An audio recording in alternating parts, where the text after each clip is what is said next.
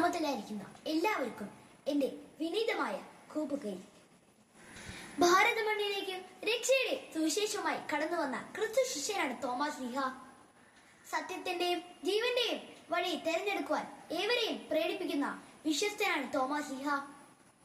അകമഴിഞ്ഞ ഭക്തിയുടെയും ഗുരു സ്നേഹത്തിന്റെയും പ്രതീകമാണ് വിശുദ്ധ സെന്റ് തോമസ്. ഒരേ സമയം വിശ്വാസിയും സംശയാലുവുമായി തോമസ് ലീഹയെ സുവിശേഷങ്ങളിൽ വിവരിക്കുന്നുണ്ട്. ഭാരതസഭയുടെ അപ്പസ്തോലൻ എന്നാണ് തോമസ് ലീഹ അറിയപ്പെടുന്നത്. വഴിയും സത്യവും ജീവനുമായ യേശുവിലേക്ക് നമ്മെ വഴി നടത്തുവാൻ വർഷങ്ങൾക്ക് മുമ്പ് ഇന്ത്യയിലെത്തിയ യേശുവിന്റെ ധീരനായ അനുഗാമി മാർ തോമസ് ലീഹ നമുക്കും ഒരു മാതൃകയാണ്. നിങ്ങൾ ലോകമെങ്ങും പോയി സകല സൃഷ്ടികളോടും സുവിശേഷം പ്രഘോഷിക്കുവാൻ എന്ന യേശുവിന്റെ ആഹ്വാനം ശിരസ വഹിച്ചുകൊണ്ടാണ് തോമസ് ലീഹ ഭാരതത്തിലെത്തിയത്. AD 52 കേരളത്തിലെ കൊടുങ്ങല്ലൂരിൽ തോമസ് ലീഹ എത്തി എന്നാണ് കരുതപ്പെടുന്നത്. ക്രിസ്തുവിനെ പരിചിതമില്ലാത്ത ഒരു കൂട്ടം സമൂഹത്തെ തോമസ് ലീഹ സുവിശേഷങ്ങൾ പ്രഘോഷിച്ചും അത്ഭുതങ്ങൾ പ്രവർത്തിച്ചും കേരളത്തിലുടനീളം ക്രൈസ്തവ സഭയുടെ വിത്തുകൾ പാകി. പറവൂർ, പാലയൂർ, നിലയ്ക്കൽ, നേരണം, കൊല്ലം, കോക്കമംഗലം, മലയാറ്റൂർ എന്നിവിടങ്ങളിലെല്ലാം തോമസ് ലീഹ പള്ളികൾ സ്ഥാപിച്ചു.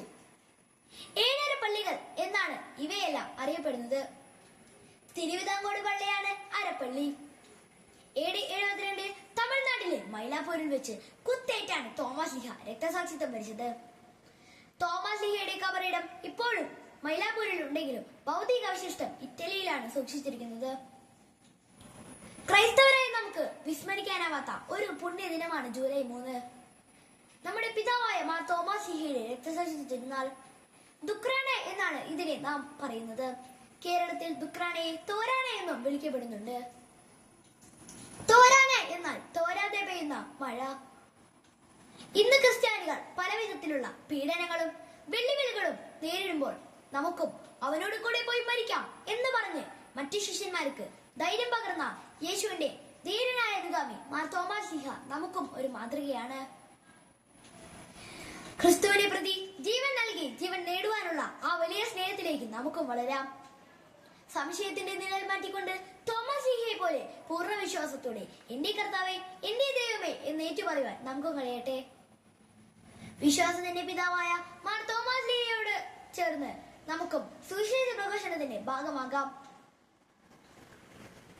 ഭാരതസഭയുടെ തലതൊട്ടപ്പനായ മാർ തോമസ് ലീഹയുടെ വിശ്വാസ തീക്ഷ്ണതയാൽ നിറഞ്ഞ് വിശ്വാസത്തിന്റെ ദീപശിഖ കടത്തി തലമുറ തലമുറ കൈമാറി നാം എല്ലാവരും യേശുവിലേക്ക് നയിക്കപ്പെടട്ടെ.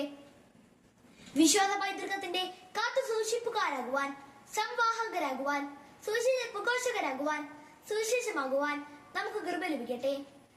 എല്ലാവർക്കും ഒരിക്കൽ കൂടി ദുഃഖ്രാന തിരുനാളിന്റെ ആശംസകൾ നേർന്നുകൊണ്ട് നന്ദി, നമസ്കാരം.